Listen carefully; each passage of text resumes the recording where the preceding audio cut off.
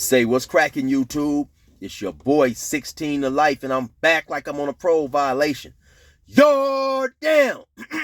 Now, for those of y'all that's new to my page, in 1994, I got arrested. I was eventually sentenced to 16 years plus life, and I served 24 years straight in the California prison system, man. If you like this video, be sure to hit the like button, leave a comment, subscribe. Most importantly, hit that notification bell. I was gonna do a video, man. And I was making my video, and I got a call from a dude who I had interviewed a while ago, man.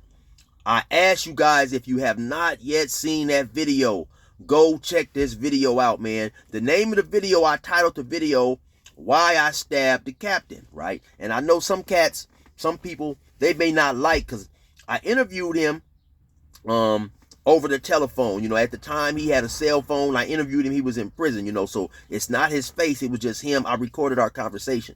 And this dude, man, I grew up with him. He's definitely a few years younger than me. And at the time, I believe he was in Calipat. And so we didn't necessarily want to say where he was. And I was just calling him G-Dub. But I watched this dude grow up, man. And he has a very sad situation, maybe from about the time he was, man, 2-3 years old, So first and foremost, he grew up, his mother and his dad was on drugs, man. He lived in the center of our hood, His older uncles was gang members, dope dealers, so on and so forth. So basically, man, the dude never had a chance, man. I can literally remember him being 3-4 years old. I might have been 15, 14, somewhere around there. His uncles and cousins got him throwing up gang signs. They got him smoking weed, blowing weed into his face. Literally, at the age of 3 or 4, they got him saying, "Hey, what's up, cuz? Say what's up, cuz?" Putting blue rags on his shoulders. He grew up in the hood. His house, dudes is selling dope out of his house. And so his whole influence was that of gang members, From the time he can remember, man, he grew up Crippin. He grew up gang banging, So of course, he ended up idolizing dudes from around there. And of course, he ended up following in their footsteps. At the age of 14 years old, he ends up getting caught up. He gets arrested. He goes to juvenile, basically a boys' home, And he said they up in there fighting. It's gladiator school. He up in there fighting all the time and stuff. Then he escaped. He got locked up again. They caught him. He escaped again. He went to Montana. Of course, due to my influence, I took some of my young homies out there to Montana to sell drugs and this and that. And so he went out there with some of my younger homies who was his age in Montana at the time. He eventually gets busted from that. Or excuse me, he eventually gets caught. He comes back at the age of 16. He goes to YA, which is Youth Authority.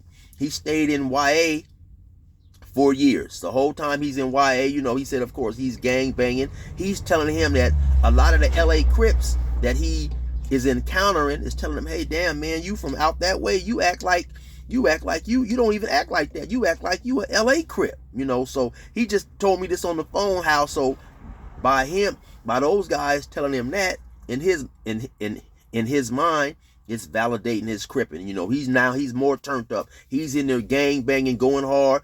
Crip. Everything to him is crip. He's staying there 4 years, from the age of 16 to the age of 20. He gets out. He stays out 8 months. He catches a murder. Of course, he gets locked up.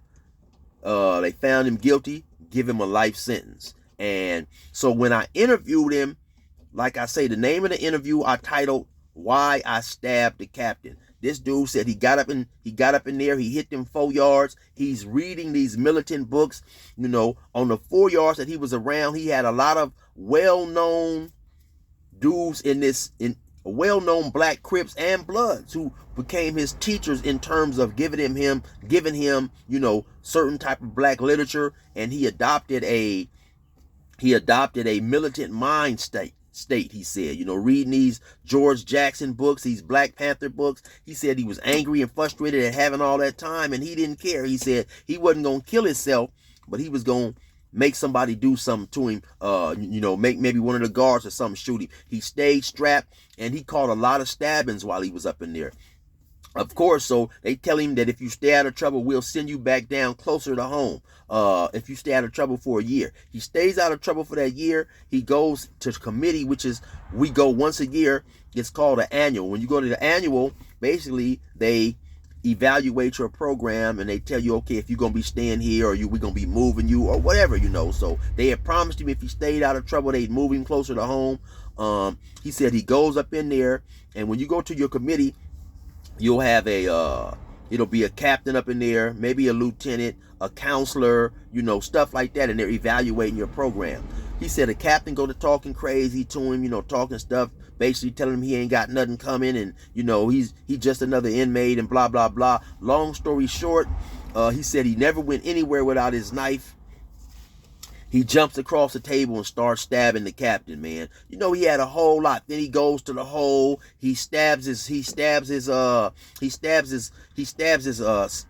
cellmate in the hole. And so I implore you guys to check that video out, man. It's a great video, man. I believe one of the best interviews I have ever done, right? And I was just amazed because, like I said, I knew him as a young dude, he was wild and stuff. So it impressed me with, the way he conducted himself during that interview.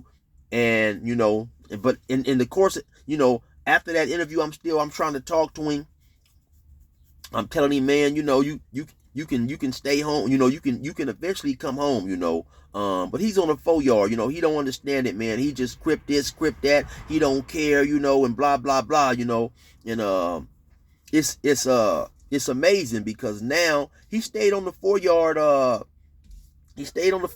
18, 19 years. He had several assaults on staff, caught up in a lot of stabbings. He's always with the business, and he's a small dude, man. He's a small dude, well, last time I seen him, he's probably, I don't know, about 5'7", 5'6", maybe, but he was always short. Maybe he's grown some since the last time I seen him, but anyway, now this dude is on a level 3, man.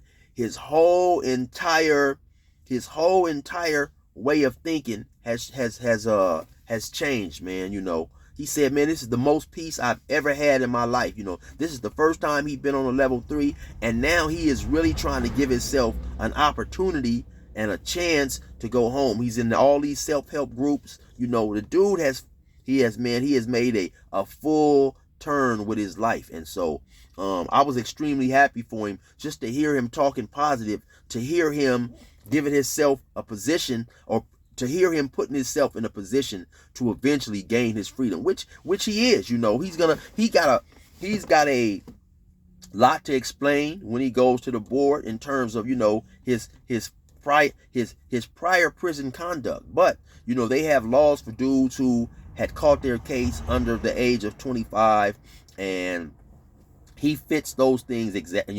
Those things were made for him.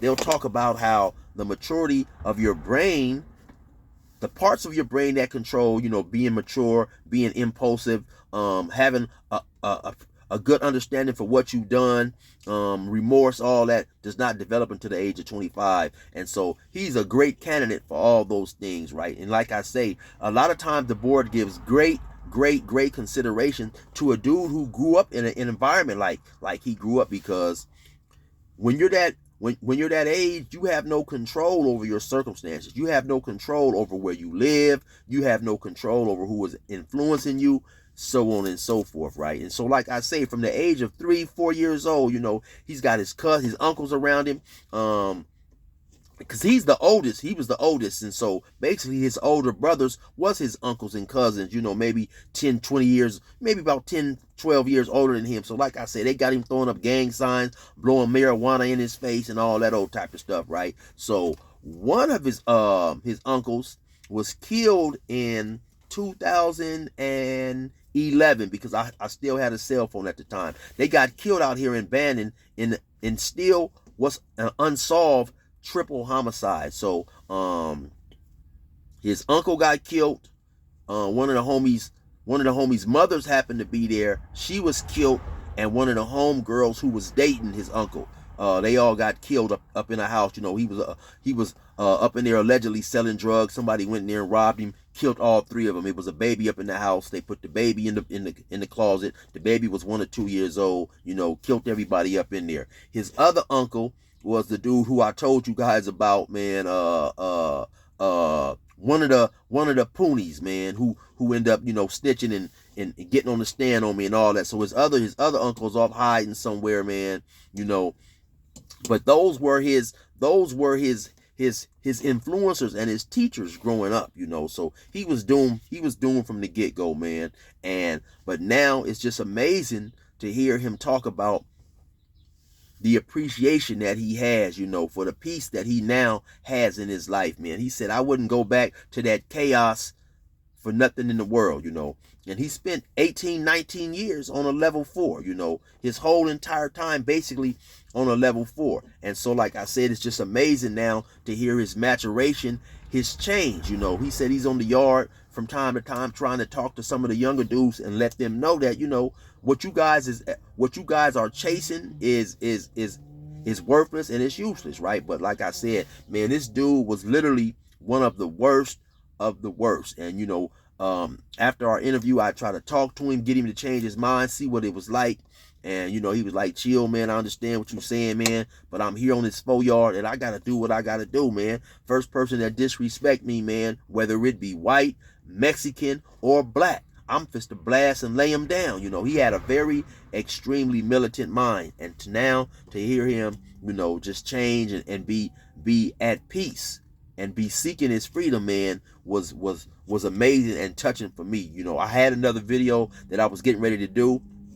He called me though, we chopped it up, and like I said, homie, you know what, man? I'm gonna scrap my video that I was gonna do, man, and I still may do it, but I said I definitely gotta do this, right? Because it's a trip, man. I guess being able to change and having that freedom, having that freedom, man, to change, to realize that the things that we were involved in as kids was not in our best interest.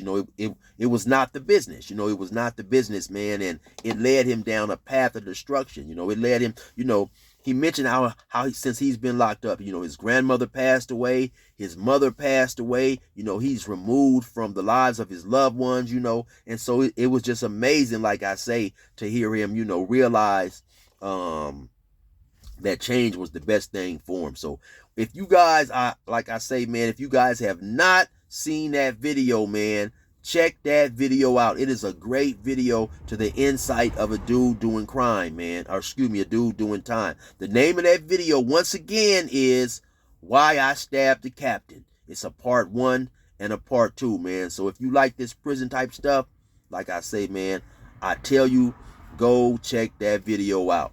You already know what it is. It's your boy 16 to Life. Resume normal program.